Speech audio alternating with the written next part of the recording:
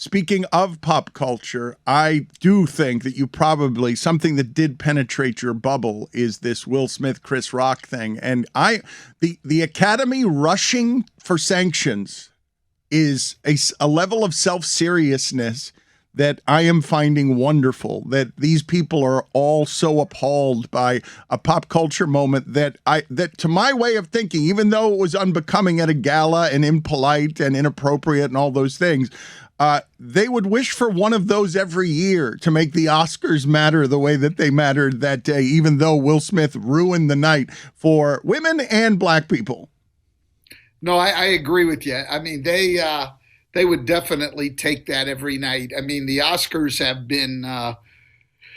been declining in interest, and everybody became interested that night. So, yeah. And the other fact is, they didn't do anything at the time, nothing. I mean, he goes back to his seat, and then he receives his Oscar later.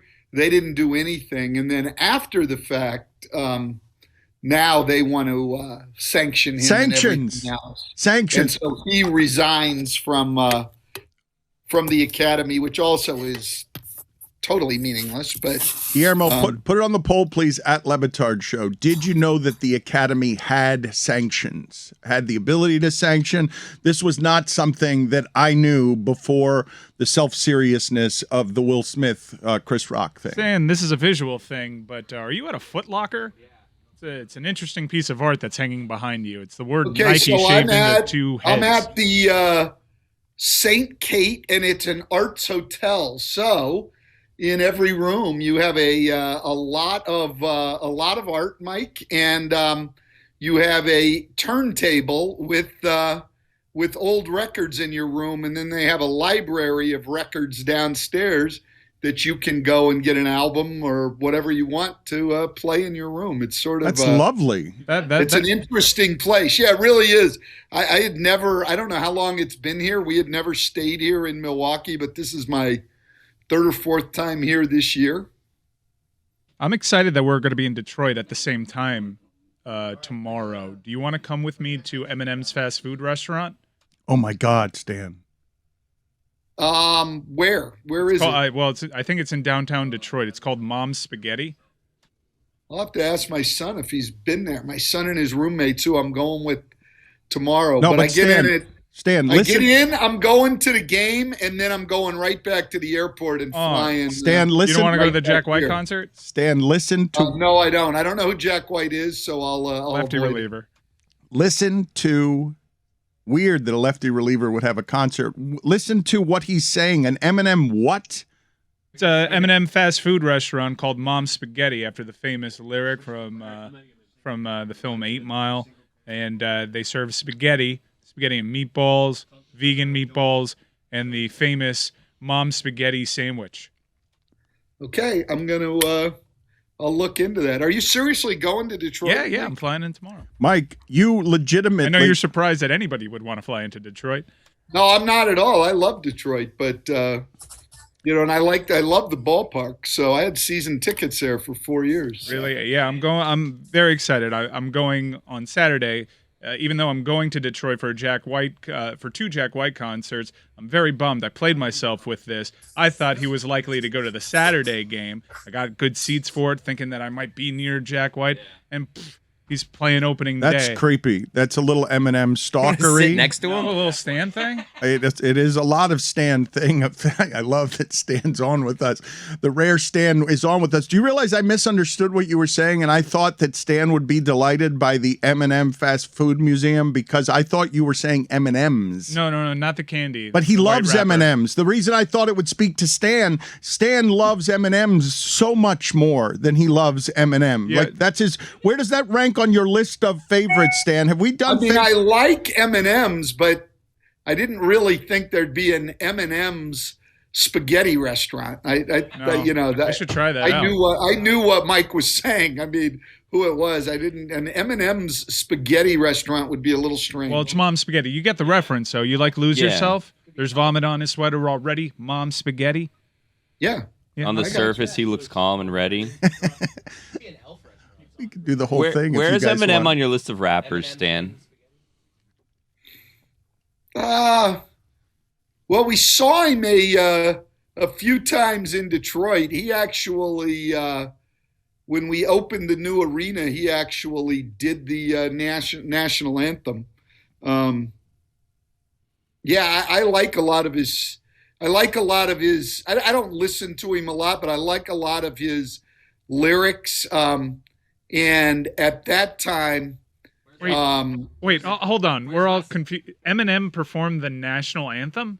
he did. What? Hold the phone. He rapped the national anthem? The phone has been held. He didn't really rap. No, it. he sang it acoustically. Yeah. Yeah. He sang the national Yeah, he's got a anthem? good voice. Yes. Yeah. He did. This is not Greg Cody. You don't have to play along. This seems impossible. No, I think it happened. Was it good? Yeah. How couldn't it be? I don't remember. Did you have any interactions with him when he was around the Pistons? I did not. No, You guys didn't dap each other up? we did not. No. No pictures, no hellos. Nobody in your family wanted to say hello to him. Nothing. Just you were the man in charge of the Pistons. I'm sure my family would have loved to have said hello. His daughter actually was, Haley? I want to say, a freshman at Detroit Mercy when my son and his roommates were seniors. So Stan, I can't tell if you're messing with me. Your delivery's been weird, no, but I believe what you're you. saying did not happen. I believe him, but they can't find any record of it on the internet. So you shouldn't I believe don't- him. I was there. I don't know Stan to be deadpan in his humor this way, but I see a smile on his face You now. confuse him with Machine Gun Kelly. Did you just get us? Did you just fool us, Stan, or are you confusing Eminem with somebody? I'm not. I know who Eminem is, but Yeah. Do you think he was Kid Rock? no. So here's what happened, as I recall. It was 2017. Okay, no, it that- wasn't. Good. Okay, just so you No, know, we have Stan, dates now. This Stan, is real. Stan, No, they God, cannot I- find. 2017. So the disrespectful. new arena opened, All right, Eminem, and Little Caesars. Kid Rock actually had the first concert in there, and that's when Kid Rock was deciding to run for Senate and went about as far right wing as he possibly could. And Tom Gore's, the owner of the Pistons, right hand man, is Mark Barnhill is a liberal, and so he wanted to counter the Kid Rock thing the Kid Rock thing in any way he could. And so he went out and got, I thought it was Eminem, but I could be wrong. Okay, we found I don't think so. what you're talking about, but it wasn't the national anthem. He did player introduction. Yeah, same thing. Okay. All right. That could be. I mean, I It's don't- totally You different. Stan's are- even in the video. There he is. There's you in the video, and There you he are is. totally disinterested in Yeah, what's but going this is on. the thing. Well, the game is starting Yeah. in a few minutes, No, Mike. this Yes, is- Stan- I'm always disinterested. The only national anthem I ever remember in all my time of coaching is we had a young girl who used to do it in Orlando, and every time she sang the national anthem, we won. So when we were in the playoffs, we had to have her come every single game. That's it. And I Stan. do remember Aretha doing the national anthem in Detroit also. In fairness, you never lost a game that Eminem sang the national anthem at either. So, Yep. same. There you go. The I same. just remember him being there, so I'm sorry about Stan, that. I no, was no, wrong. but I need to do better than this because Chris Whittingham, okay, I need to explain to the audience what he was just doing because he had what seemed to be in his hands treasure that he was holding up in a computer over his head and just spinning his computer around the room so that the shipping container could be a merry-go-round of laughter and delight because of how bored. He found video of you during these player introductions, and you could not have possibly looked any more bored and disinterested. Like if I needed a photograph for somebody who's not interested in the pageantry of sports around games because you want to hurry up and start so that you could watch goddamn Reggie Jackson go up 2-0 for your Pistons because you got no time for player introductions, you couldn't have looked any. You are the biggest curmudgeon in the history of pregame stuff. I don't know about the biggest. There's a lot of coaches that are are not real interested in what's going on pregame. So I don't know if I'm the biggest, but I was never. Yeah, it wasn't that I wasn't interested. It was just, there's other stuff on your mind. Stan, you're yawning right now as you describe it. How do you feel about the T-shirt cannon, Stan? How do you feel about that? Just in general, give me your list, and I want to get back to your list of favorite candies, but give me your list of just things that are part of the pregame stuff that you're just so done with that you think it's stupid. Get it out of my life. Well, when I was working for the Heat, Keith Askins said all the time, he said, we should do it the way we did it in high school. The horn goes off, you huddle with the coaches, we send everybody off, and we tip. No lineups, no nothing. And, wasn't my idea, but I totally agreed with it. I mean, it's gotten, a little much. I'm not really into any of it, to be quite honest. But, I mean, the crowd is, and so that part of it's good. I just want the game to start. And I want the game to start when I'm a fan, too. I'm not really interested in all that stuff. I just want the game to start. Really? Can I throw an idea your way? Really? Something that we were talking about earlier this week. A hot dog cannon. So between innings at Phillies games, they have a cannon that they put out in center field. It's so good. That shoots hot dogs into the crowd. Rockets. Yeah. But this is the thing, Stan. Someone got hit in the face with the hot dog, and then they went to the hospital. An old It became woman. a whole thing. And I was saying, when you're at a game, heads up, you got to be paying attention. If there's a hot dog cannon on the field, you need to catch the hot dog, or the pack of the people around you need to get a hands up and prevent that hot dog from hitting you. Billy, I've seen this man win big games. The smile on his face when you said hot dog cannon. It's incredible. The happiness that swept over Stan Van Gundy, that lifted that mustache with delight. You're familiar with the hot dog cannon? I was not. I mean, but wow, that gives me one more reason to want to go to a Phillies game. That's for sure. They do this every game? I think so, yeah. I mean, in terms of human advancement, I put moon landing, hot dog cannon, and then third we can figure that out. Well, they injured an old woman, unlike when we landed on the moon. Her fault, Yeah, because we never injured anyone in our pursuit for the moon, Dan. Just not an old woman, that's all. Well, no, but we did have people die, so on our pursuit for the moon. But we can put that aside for the advancement. And I would say if somebody had to sacrifice for the hot dog cannon, I mean, it's just a necessary part of the advancement. Yeah. Stan, which in-game entertainment would you be most likely to look up at the Jumbotron to watch along? I have my money on the Kiss Cam. Really? No. The only thing, even now, when I'm sitting courtside announcing these games, the only thing that goes on to the in-game stuff that I like is when somebody is shooting for money, whatever the game is, when somebody's got a chance to win money out there. I enjoy that. Stan, have you ever been tempted to clap your hands when they say everybody clap your hands? Clap your hands. If I'm a fan, I'll do that. Yeah. The wave? You don't like the wave? Not a fan. You know what? I'll do the wave. Yes, yeah, thank you. What? No, Stan. Finally, someone's Mike, the with wave me. is Mike, when you're there Saturday, the wave is still pretty big. At a baseball game? In Detroit, yeah, the wave's At a huge, baseball game. Yeah, the wave's big at Comerica Park. Stan, Almost annoyingly so. I mean, and they'll keep it going for an entire how many half times, please take us through this. At this Tigers game, when you are there, Stan Van Gundy will be summoned from his seat with the joy of doing the wave. How many rotations before he taps out and says, this is bullshit, enough? Okay, well, first of all, I'm not standing up on the wave. I will throw my arms up. That's it. Well, Throw half-hearted. my arms up. That's as it no, goes that by. is a half wave. That is not a commitment to the Well, wave. that's We thought you were a that's true my wave guy. That's my commitment to the wave. Do you get upset when people do it when your team is batting? Like we're on offense. Are you a we're on offense guy?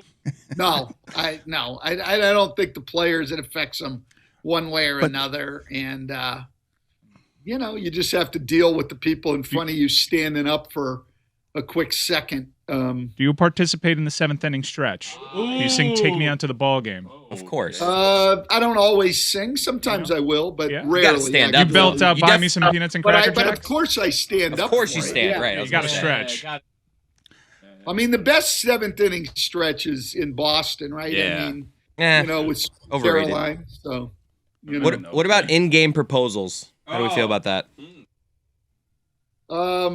Yeah, that's a little ridiculous. It is. Agreed. I don't know that that's where I would choose to propose, but How but did hey, you I propose? guess it's as good as as good a place as anybody. So, or as anywhere. So, I guess I don't really. If you want to do it there, fine. I just do. Sorry about that. I just do wonder. That's a fine. When I see those. Like, if you're going to propose at a baseball game, like, let's make sure you know what the answer is going to be ahead of time.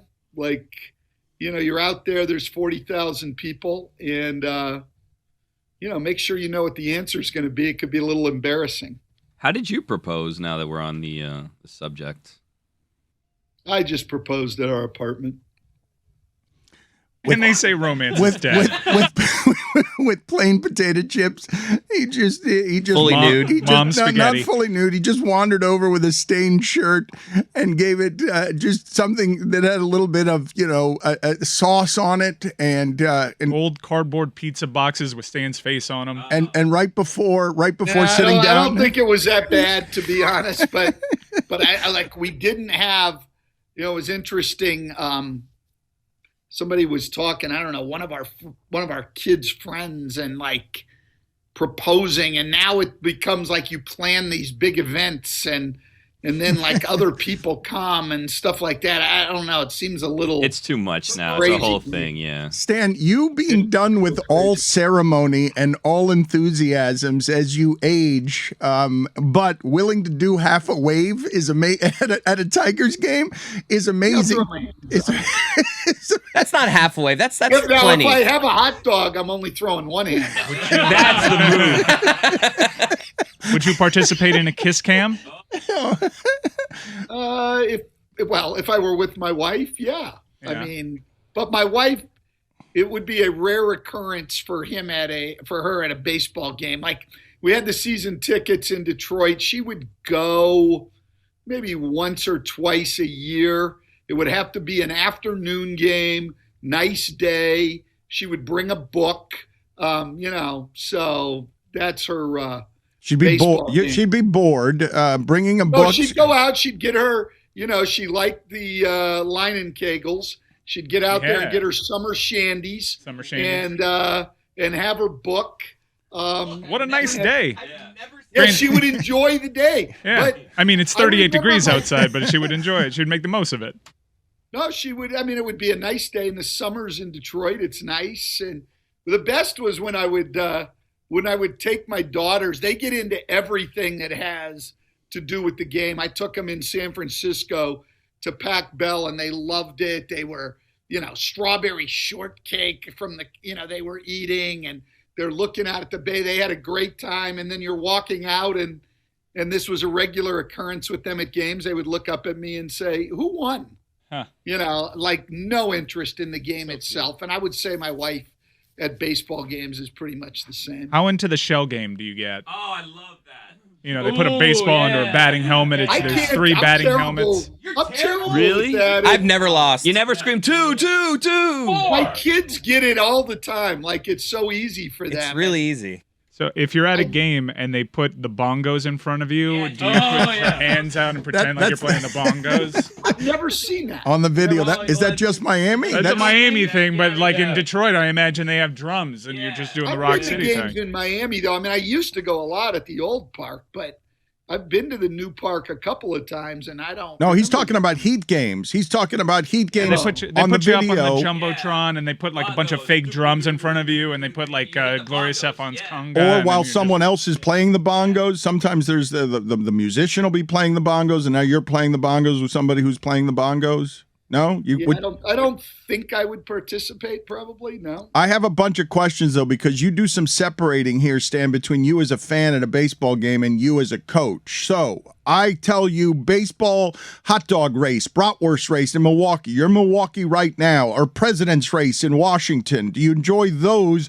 The mascots racing each other. Love it. That's your favorite? Is that your favorite of all the things? Love it. Yeah, absolutely. And whoever I'm with, I'm gonna bet on that race. Yes, absolutely. Who is better? Which is a better race? The bratwurst race, the president's race, or other? I think they're all good, to be honest. In Detroit, they have a car race. So. But in basketball, you would like none of these things. A dot race on the scoreboard or anything like that. As a coach, you're separating these things. You're telling me there's nothing at basketball games that you like as in-game entertainment. Nothing. No, I love it when people are out there shooting for money. I love that. What about the amazing Sladek? I don't even know what that is. He's the 60-year-old guy that piles a bunch of chairs up, and then by the end of it, he's standing on top of like 12 chairs. I saw him this year. Where were we? He was amazing. Absolutely. Yeah, that's why they don't just call him Sladek. No. But that's halftime entertainment. Like, he doesn't go out there, between at a timeout or something, but a halftime. Yeah, no, that's incredible. About he's baby older races. How about baby races? He's older than baby races. Love a baby race. Love a baby race. I'm not really. I always think of like these poor kids. You're putting them out there. It's tantamount to child abuse. That is absolute joy. Yeah. Put it on the poll, please, Guillermo. At Le Batard Show, is the baby race at games tantamount? What are you guys laughing about back there? There's a local reference. That's a local reference that 20 people get, but it's tremendous. Absolute joy. The baby race, did you say it was cruelty? You said it was human abuse? Is that what you called it? Yeah, I said it's tantamount to child abuse. Is it tantamount to child abuse? I am surprised that you liked some of these things, though. That you were beginning to mention that you like the free throws for money or the shooting the basketball. Yeah, whatever they're doing for money. Somebody's out there, half court shot, whatever it is. I like that, and I. The entire crowd is pulling for whoever's out there doing it. I think it's fun. You ever interrupt we were worried. We had a Clipper game, and on the same night, somebody won $50,000 on one shooting contest, and then somebody came back out and won, I don't know, a couple thousand on the next one. And I looked at poor Steve Ballmer down there, and I just wondered, like, how he was going to be able to pay for it. And then I was told they have, insurance funds on these things. And I was glad, because I didn't want Steve to be broken by the shooting.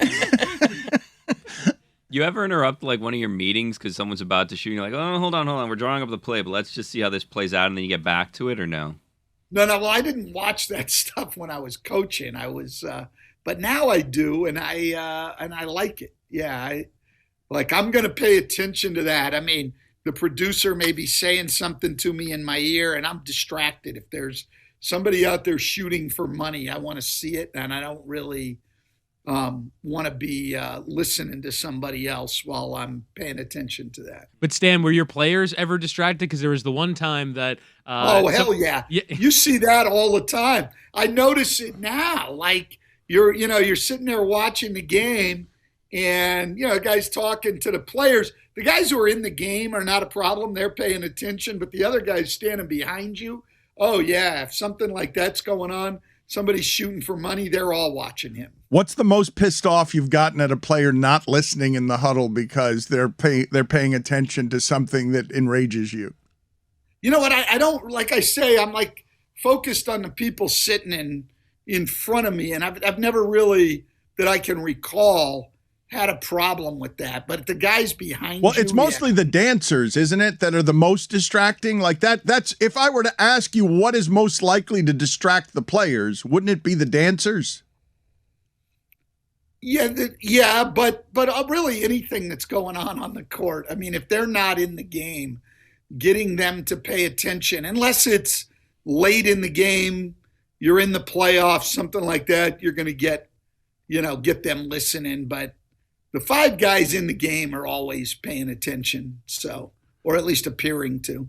Stan, I love to talk to you about other things beyond all of the silliness in sports. So, and you're pretty good, razor's edge when it comes to mocking the billionaires. The wealth disparity in this country that has grown by leaps and bounds over the pandemic. I am curious if you have any sharp opinions there, as you've noticed that, everything that's happening in the country and the world, and our billionaires are doing loop-de-loops in the sky, racing each other to space. Yeah, I mean, it's a major, major problem in our country. And number one, we don't have the willingness to do anything about it. We've got one party that actually promotes it and wants it to stay the way that it is. And the other party, I think, doesn't really have a solution that will work. And it's not easy because these people, I mean, they have all that money. They've also got, the best accountants in the world, and they've got great motivation to get around whatever it is you institute. And I think it's a crisis in our country because the richest people are not paying, in terms of a rate of tax, probably not even paying what all of you on the show are paying. I mean, and so I think it's a problem. I think it's one that will affect us budgetarily going forward. And we don't have any answers to it right now. And I don't know if we even have the will to really do anything about it. Baseball down here, because he is more of a fan of opening day. I think Stan Van Gundy is much more likely to be paying attention to the baseball results on opening day if he's not coaching in basketball than he would be to basketball's first day, watching everything. Do I have that wrong? Because emotionally, you have an attachment to baseball that I've always found unusual. Well, everybody does, though. I think, at least in terms of the opening day tradition, opening day is just not as big a deal in other sports. I don't remember,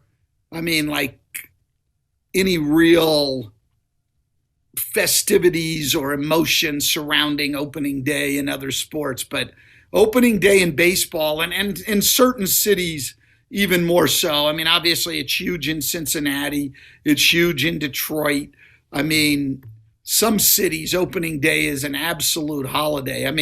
There will be a lot of people taking work off tomorrow in Detroit to go to opening day. It has nothing to do with how good the team is or anything else. Opening day is a huge, huge day in Detroit. My son's been a couple times. I had never been because we were in season. So this will be my first opportunity to be there. The reason I bring it up is because there's a big controversy around the show here. Many people are upset that today, instead of David Samson, they are getting Stan Van Gundy or getting anything other than David Samson. And David Samson sent out a tweet saying that it's because of everything that happened with with Chris Cody. We'll get to all of that in a second. But the reason I bring all of this up to you, Stan, as a baseball fan, is we talked last week about Mike Ryan making a show of renouncing his fandom on a team. You were vocal about no longer being a fan of the Marlins. You were a fan of the Marlins, correct? The Marlins were one of the teams that you were following, and emotionally, you released them. Oh, yeah. A long time ago.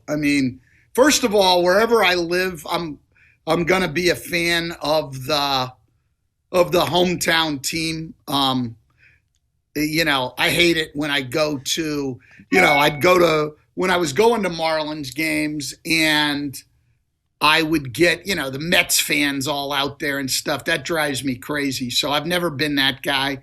I'll be a fan of the hometown team all the time. And then I continued to be a fan of the Marlins after we moved from Miami because Freddie Gonzalez was managing there, and he's a good friend. And when they fired him, that was it for me. I was I was done. I didn't live there anymore, and there was no other. But you renounced it. You renounced it, and Mike thinks that I am, and I can feel it off of him, that I am not. When I am talking about him renouncing his fandom, his is a much more hurtful thing, because all you were really doing, it wasn't protesting the betrayals as much as it was they fired your friend and you were done with their management team. Was that David Samson who fired Freddie Gonzalez? Yeah, I think so. But Stan has always rubbed me as a guy that cares more about the name on the back of the jersey than the name on the front. Ooh. Well, certainly as a fan, that's true. When it comes to when it comes to people that I know and my friends and the whole thing, yeah. I mean, and I think that I've always, even where teams where I don't have any real interest, I've been, a fan of coaches and managers in baseball and everything else. But a little Stugotz in everybody, though. You became a fan of his, and you suddenly had access to the world of baseball. All the secrets were yours because Freddie Gonzalez, look at Stugotz roaring with laughter as he joins us from the Masters. What happened with you and Freddie Gonzalez is he absolutely let you more inside of Major League Baseball than you had ever been, because he was as interested in that craft as you're interested in yours. Well, you know what? Actually, we sort of just met through our sons they were playing in, his son's a little older than mine, but they were playing in the same park in Miami, down at the Perrine Quarry League. And so I would see him down there. I met him down there and just got to know him and be friendly. And, I really liked the guy. And so, but we had actually been going to Marlins games and had access to getting down on the field and things like that before Freddie. So let's adopt a team this year, Stan. You and I. Are you a Tigers fan? If not, let's just pick a random team that we can root for. Like, I'll root for the Marlins, you could root for the Tigers, and then we'll just share a common team, and we can text throughout the year. Me, you, Stugotz, Chris, whoever wants to join. Yeah, I want in on this. Yeah, we'll just have a nice little Stan, group chat about a team. I follow two teams at this point. I follow the Rays. I was going to say you look like a Rays guy to me. Because they're the most local. I'm not as big a Rays guy as my parents are. My mom watches every single Rays game on TV. I mean, every one. And then, we'll get them over there, once a year. But, I mean, watch every game, and she's passionate about it. Should she be our Rays correspondent? Can we call your mom and test her Rays knowledge? Will she know a great deal more? Can she break down the nuances of Rays baseball a great deal better than Stan can? Oh, absolutely. Absolutely. I mean, she'll break down their roster for sure. Now, if you're going to get into if you're going to say, should they hit and run more and all of that. How does she feel about shifts? Yeah. But she's not going to get into that. But she's going to know all the players, and she knows who she likes and who she doesn't like. She knows what she likes about Kevin Cash and what she doesn't. I mean, she's really, really into it. I mean, even more so than my father. I mean, she's a huge Rays fan. Like, I've never really seen her be a fan other than of her son's teams. I've never really seen her be a fan of anything like that. Like, when we were in Miami, she always liked going to baseball games. She'd go to Marlins games, but she wasn't that big a fan. I mean, now, literally, I mean, she doesn't, if they're at home, she's watching the Rays every day. Is it awkward between you two with that Austin Meadows trade, him going to the Tigers, house divided situation? I haven't talked to her about it. She liked Austin Meadows. I know that. So she's probably not thrilled about it. But my son in Detroit, who's a big Tigers fan, was really excited about the trade. So, they're tired of the building process in Detroit. They want to win. They've got some good young players. Meadows fits in as a corner outfielder for them. So DH some, but that'll probably be Miggy most of the time. Stan, So, can we please do this, Stan? Can we have a father-mom conversation?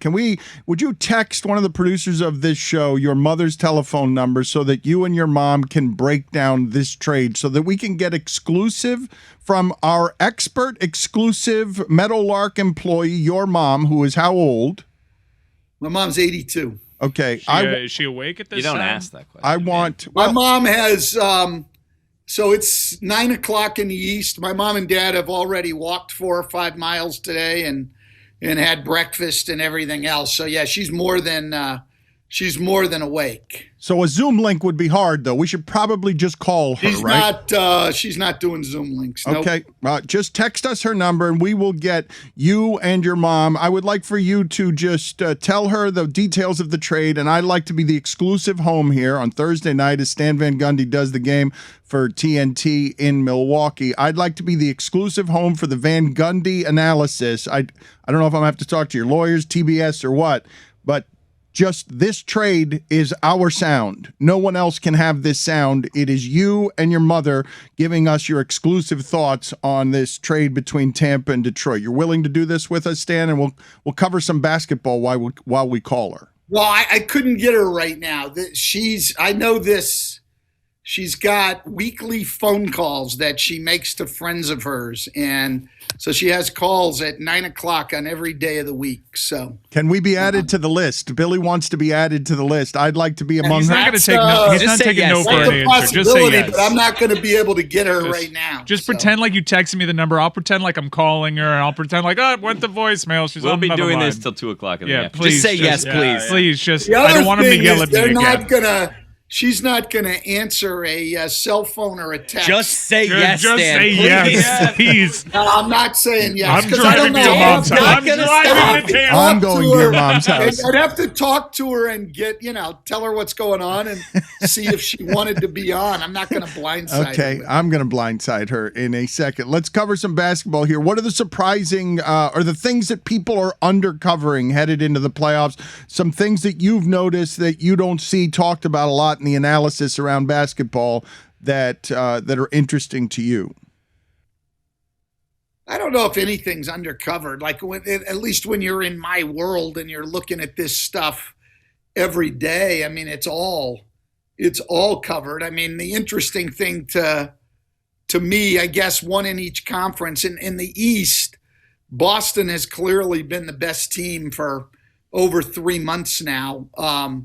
And then they're out they've done it based on their defense. They're the number 1 defense in the league, and that defense has been dominant for 3.5 months. And then they lost their best defensive player, and he's not going to play at least in the first round and probably not in the second round. And so the team I would have said would have been the favorite in the East heading in, without Robert Williams, I don't think they can win in the second round. And yet they do go into Chicago last night and win by 40. It's not like they still don't look very good, Stan.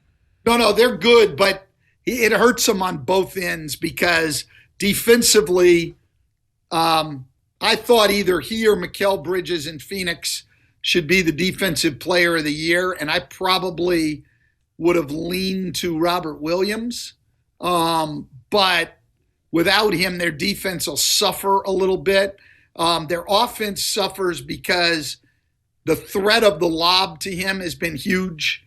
Part of their offense, they don't have it anymore. And then they're not a deep team anyway. And now obviously that goes down. I mean, they've got 8 guys that they can play, and really don't go beyond that. And really 7.5 because Peyton Pritchard has trouble matching up with people. So there's times where they can't play him. So their depth is compromised. They're still good. I just have a hard time seeing them beating Milwaukee, Philly, or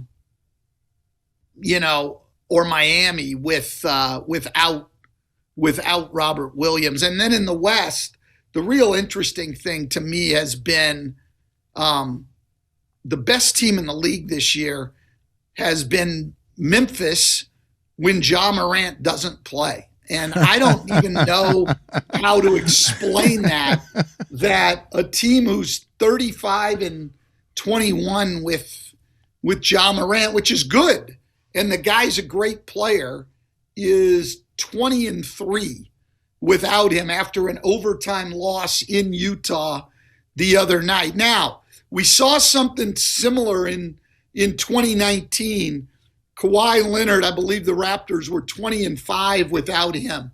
Better record without him than with him. But we know that in the playoffs is when the stars are needed, and Kawhi certainly carried them through the playoffs, hit the big game winner against Philly, was a finals MVP, the whole thing. And so it'll just be interesting to watch in Memphis. They've played so well without him, and been good with him, but not to the dominant level they've been without him. And to see how that all plays out in the playoffs, I think will be interesting. Stan, this makes me want to ask you about the Heat, okay? Because historically, throughout our lifetimes, and I don't know if this has changed with the way the sport has evolved and the three and everything else, but throughout our lifetimes, this Miami team would be one that would only have one Achilles heel, which is, this is an oversimplification of this entire sport, but when the playoffs change, you need the one guy who's better than the other guys on the other team late in those games if they're otherwise close games. Has anything about the evolution of basketball changed so that this Heat team could somehow be the Pistons team that knocked off Shaq or Kobe? Because I don't think anybody nationally would look at this Heat team and say, even though they've got four guys who are borderline all-stars, that this Heat team has the kind of player at the end that you need to win all of these playoff games if you have to go through Giannis and Tatum and Embiid to get there. Yeah, it's going to be interesting. I mean, look, when they made the run to the finals in the bubble, they had that guy. I mean, Jimmy Butler was that guy. He's not that guy now, or at least hasn't been, though that's hard to figure out because the guy so rarely plays basketball anymore. I mean, he sits out, it seems like, close to as many games as he plays. So we haven't gotten a real feel for him. He's probably the guy that has to, or has the ability to step up and be that guy again on the run. But on the other hand, they're the deepest team. I don't think there's any doubt about that. I mean, there's really no one on their roster who hasn't played and played productively and impacted winning this year. I mean, for a while there, it really didn't seem to matter who the Heat trotted out there on a given night. I mean, Butler and Adebayo were both out. No big deal. Adebayo and Dedmon were out at the same time. That's fine. We'll start Yurtseven, and he'll be great. I mean, it just didn't matter. All those guys stepped up and played well. And so, I would count on the Heat probably being they have as good a chance as anybody, I think, to win in the East. But Jimmy Butler's going to have to play like a star probably for them to get to the finals. Stan, generally, how do you feel about the play-in game concept, the play-in tournament? I'm not a huge fan of it. I didn't mind the concept in the bubble, which was that you had to be within a certain proximity to the eighth place team to be able to get into a play-in.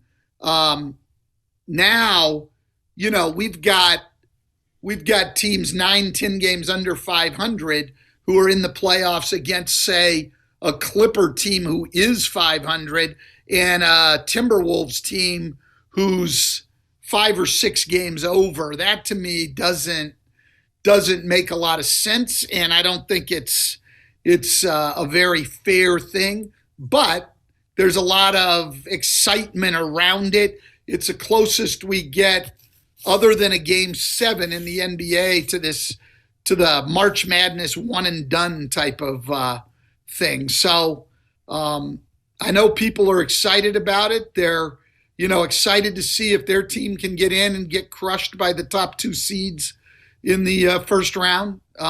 So that's great. It just feels like a make good to television partners that were complaining that stars were missing primetime games, not the fans that were complaining about paying tickets to see superstars play, and then they would just sit out because their team was playing. They're milking so much money out of a contrivance at the bottom of the conference. They have an issue with the regular season being diluted because stars just opt out of games, and it's the load management thing. And then they add this play-in tournament to take care of their television partners. It kind of seems counterintuitive to me to say that this is to fight that dilution while making the regular season consequences even more meaningless.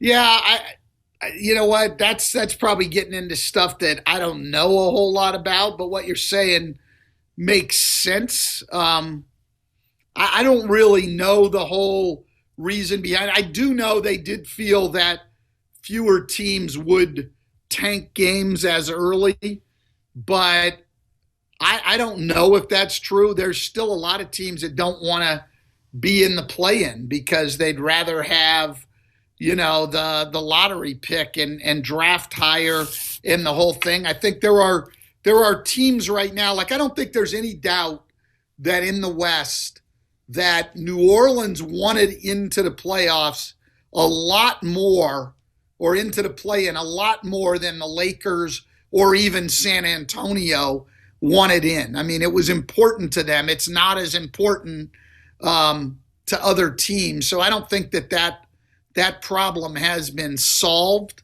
But in some places, it's produced good excitement. I mean, I don't think it was. You watch the Lakers; they clearly didn't have a big interest in trying to get into the play-in. I mean, I think that was pretty obvious down the stretch that they quit, right? That team quit around LeBron. LeBron might win the scoring title, but the Lakers quit. You'd agree with Stephen A. Smith's assessment of that. They were not trying at the end.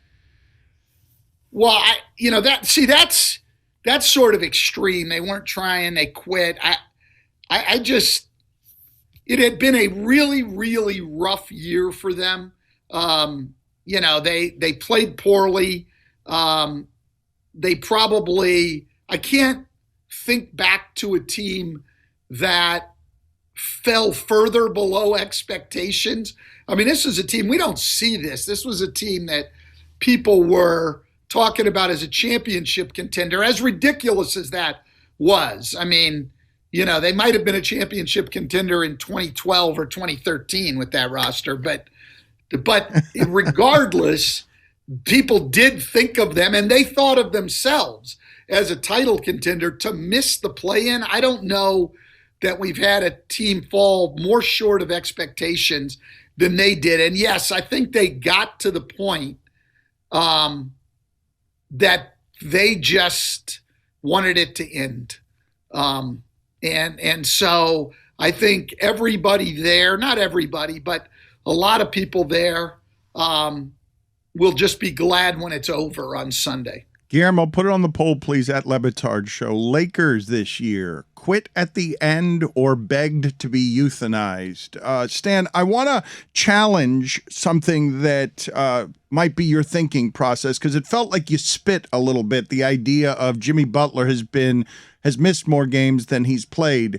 Well, no, he hasn't. I know he hasn't, but it's been relatively close, and he does sit out a lot. The interesting thing with me and Jimmy Butler missing games is a lot of these guys who miss games, whether it's Joel Embiid or Anthony Davis, the guys who miss games, we've had guys get criticized for it a lot, and people question them and their toughness, and that's never happened to Jimmy Butler. As many games as he's missed in the last couple of years, he's just taken for granted that, he's not, like, his missed games aren't a problem compared to some of the other guys who habitually miss games. You raise a good point, because you're right. He doesn't get hit with that, but I guess people believe his injuries more, and because he played so long for Tom Thibodeau, they're just like, you deserve to sit out. Your body probably does really hurt. This is where I want to take Stan, not to the Thibodeau thing, but if what we're talking about here, Stan, is winning and losing and the Miami Heat, you just said it, need somebody in the playoffs to be what Jimmy Butler was in the bubble when that was an insanity on the human body. Now, you have watched these guys and what the toll is. You may object to load management like Thibodeau because you want him to play 80 games a year, but if what I'm getting in the playoffs is a rested Jimmy Butler, load management done a different way, where he's just taking games off and they're not filing it under load management, it's just it's just personal stuff, and Jimmy Butler gets to rest. Are you not better off given what you've seen on Kyrie when he only plays half the games? You know what the dilution is to the body when they have to play back-to-backs and how hard this is on the body. Is it possible that you get a Jimmy Butler that's better in the playoffs when you need him to be more Jimmy Butler if he hasn't played half the regular season? Well, we're going to find out over the next few weeks. That's a great question, and we will find out. I know that they thought that all of that really helped Kawhi Leonard missing the 25 games when he was in Toronto, and Kawhi is going to be really rested by next year. So we'll find out. I mean, but Stan, let me push you on this though. Is it possible? Like, what's better? And let's all just start emailing him now together so that we can have a fireworks show of dinging at the end of this. But honestly, I'm asking you strategically as the manager of an organization, Stan. Is it worth it to take the gamble on maybe at this age with Jimmy Butler when I should really be riding him like I did through the pandemic to the finals? Let me have his body be right and let him miss 30 games or 20 games because he just needs to make sure his body's right. Well, I mean, like I said, we'll find out. I mean, you'll find out in the playoffs. You'll find out if it. No, but Stan, I'm asking you strategically. I'm not asking you, let's find out. I'm asking you as a. Well, that's the answer to if the strategy is right. Is if it works or not. If it works. No, come on. Strategy. Stan, you know that process matters in strategy. Yes, of course. The result is all that matters at the end. But I'm asking you as a caretaker for these bodies and a leader of these men, if strategically, if you're trying to win a salary cap sport and you need Jimmy Butler to play like a star in the playoffs, I'm asking you, are you not more likely to get that if he's rested half the regular season at his age than if you played him 80 games the way Thibodeau would? Well, I don't know about that. He's not that old, first of all. We're not talking about LeBron or something. He played for Thibodeau. Now, that's a bunch of BS, too. I don't know how else to answer it other than we'll find out. I mean, because there's a balance. More rested, in rhythm, not in rhythm, better team chemistry, playing the same group all year. There's a lot of things that go into the equation, and until you see them play, not only the result, but just you watch them out on the court, you find out. I mean, they're another team. They weren't much better with Jimmy Butler than they were without him this year. Rested, everything else. I mean, there really wasn't a big difference with him and without him. So I don't know the answer to that, but we'll find out as we go on, and we'll also find out, like, if he can stay healthy in the playoffs. I mean, he has in the past, but are these actual long-term injury things, or just we're being cautious, we'll sit him out? We don't know the answer to that. Stan, thank you again. He will be doing tonight's game, Milwaukee, TNT. He is the greatest of the announcers that they have doing color commentary. He's gotten very good at it very fast. The game you're doing tonight, what's interesting? What are you excited about? Or do you just want the regular season to be over already?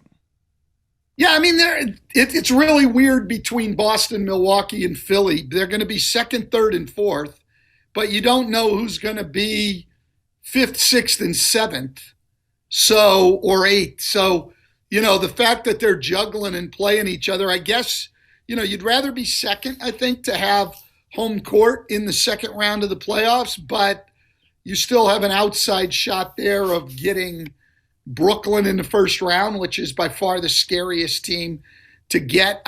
I've never put much stock in that. I mean, if you're going to try to win a championship, you got to be able to beat anybody who comes up. And if you're afraid of your first round opponent, then don't talk about yourself as a championship contender. So I don't know that this game has a ton of meaning, though Milwaukee's still trying to get Brook Lopez back, acclimated to what's going on. He's coming off a big game the other night against Chicago. But both these teams will be ready for the playoffs. Milwaukee more so because they don't have one of their starters injured. So I don't know if there's anything of particular note tonight, except you've got two contending teams playing each other. So there it is. The man, the voice paid to promote tonight's game is saying Brook Lopez acclimated is the reason to watch tonight. There's not a lot of meaning in tonight's game. Well, no, the reason to watch tonight is a whole different thing. The reason to watch tonight is you get to watch Giannis, and any opportunity you get to watch Giannis is one you have to take advantage of. And then you got Jason Tatum on the other side, who has played since the 1st of January like an MVP candidate himself.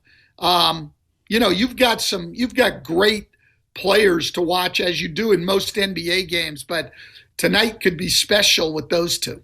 Much better, Stan, than Brook Lopez going to get acclimated. Nothing of particular note to watch. Well, I was thinking more like a coach when I was talking there, but in terms of the meaning of tonight's game. It was just. But to watch it, yes. No, it was just terrible. Giannis is one of the guys I'll always turn on to watch. I mean, Giannis, Jokic, Ja Morant, Trae Young, the Phoenix Suns as a team.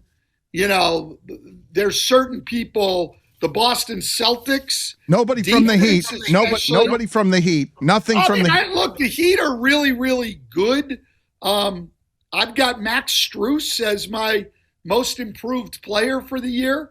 I think it's incredible. This guy came from nothing and has unseated, Duncan Robinson as a starter, and is a huge part of what they've done. I love all the Heat's young guys and the way they've stepped up. It's a very, very good team. Obviously I worked with Eric. I coached Karan and Malik Allen, and then Malik Allen worked. So I have more connection to them than I do to any team. Coach of the year. Are you giving him coach of the year? Your good friend Spo. You got to choose one coach of the year. No, he says. No. He's done a great job, as he always does, what he's done overcoming the injuries. But to me, Taylor Jenkins in Memphis has got to be the coach of the year. I mean, so that's who I'd go with. But over Spo and over Monty Williams. Infuriating. Yeah, actually, my choice in the East would be Ime Udoka with the Celtics. But a lot of guys have done Oh my God. Aggregate him, put headline, Stan Van Gundy. Spo does not deserve coach of the year, not even the best in his own conference, according to Stan Van Gundy. Not even, oh my God, this is shocking. Stan. I don't think I put that as a negative. Listen, Scott Brooks is an idiot. I've said many times, and I would stick with this. I think Eric Spoelstra, at this point in his career, and we're talking year after year after year after year, he's the best coach in the NBA. I don't have any doubts about that. If I had to go hire one guy, I was a franchise just starting, Eric Spoelstra would be the guy that I would hire. But this year, in terms of what they've done with their team, and I think it's close with probably the top 4 or 5 guys, but I would take Taylor Jenkins, and then in the East, I'd take Ime Udoka. But overall, if I was starting a franchise, the first call I'd make would be to Spo. Stan, love you. Thank you. Tonight, Thursday night, watch Brook Lopez get acclimated in a game that doesn't have any particular meaning of note. Watch Giannis and Jason Tatum. Stan Van Gundy on the call. Stan Van Gundy flew to Milwaukee to do a game that doesn't have any particular note. And as the most interesting thing to him will not be the T-shirt cannons. It'll be Brook Lopez getting acclimated. Thank you, Stan. All right. Talk to you later.